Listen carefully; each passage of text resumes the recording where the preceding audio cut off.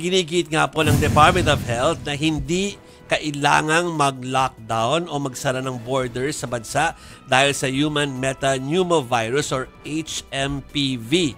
Pinabulaanan daw kasi ng World Health Organization ang mga balitang punuan ang mga ospital sa China at walang unusual outbreak patterns dahil sa sakit na ito. Ang paliwanag po ng DOH, hindi na bago ang sakit na ito at matagal na itong tinututukan ng ahensya. So, gagabayan namin kayo, ano nga ba ang HMPV, mga kapatid. Kasi panahon talaga, kung tutuusin dahil panahon naman talaga ngayon ng flu or influenza. Diba? Dahil sa pag-change ng weather o yung sobrang lamig na tinatawag nga po nila. Ubusipon, usong-uso. So, yun. So, ang tanong dyan, ano ba to? Para ba tong COVID outbreak no, na may mga namamatay ng dahil dyan? Lumalabas, sabi ng WHO, hindi. Sabi ng DOH, hindi rin po.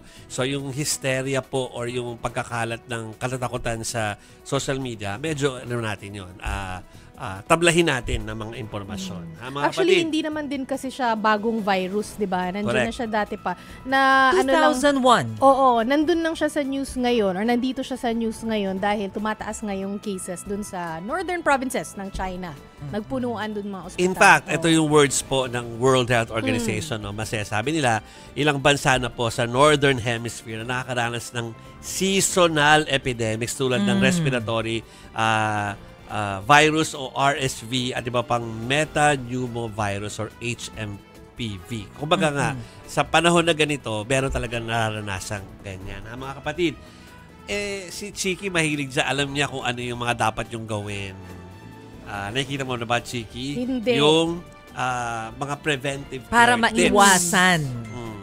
Okay, eto mga kapatid, para maiwasan daw paghugas ng... So, parang like any virus lang. Ito Parang treat COVID. natin like any virus. Like COVID. It's like hygiene. any virus. It's hygiene. Oo.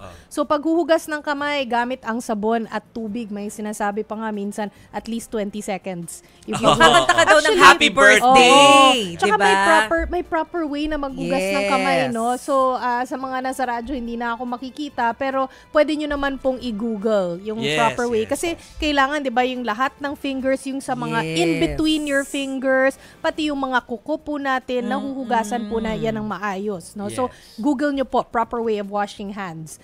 Pangalawa, iwasang hawakan ang mata, ilong at bibig. Sabi nga, di ba, ng DOH, sa atin dyan. sabi ng DOH dati, don't touch men. Di ba? Mouth, ears, and nose. Do not Naalala ko touch tuloy men. si Dr. Eric Tayag. Okay, tapos. Oo.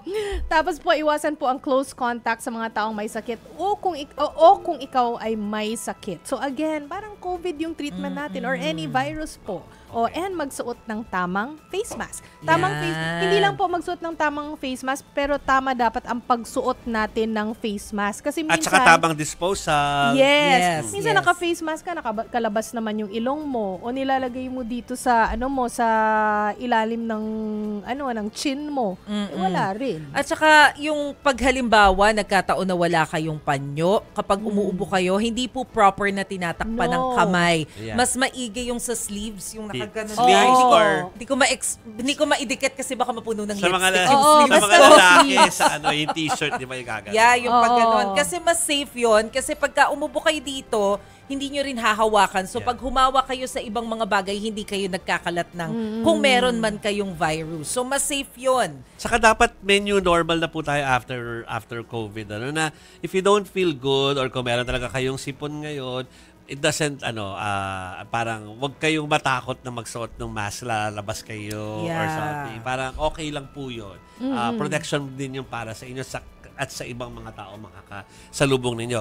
Pero ang sabi nila ay, ano ba, magkaka-lockdown ba tayo? Ano bang nangyayari? Ang dami ng pangamba agad, pero ano nga ba yung sinabi Well, dyan? so far, ang sabi naman ng Department of Health, hindi naman kailangan ng lockdown. Kasi, kagaya nga po ng napapag-usapan natin kanina, hindi naman ito bagong sakit. 2001 pa, lumabas na ito, nakita na ito sa Netherlands. Although ngayon, may mga balita nga po na tumataas daw yung kaso dyan sa China. Sabi naman po ng Chinese authorities, hindi naman daw overwhelmed yung kanilang mga ospital doon at wala rin namang dinideklara na anumang health emergency doon sa lugar.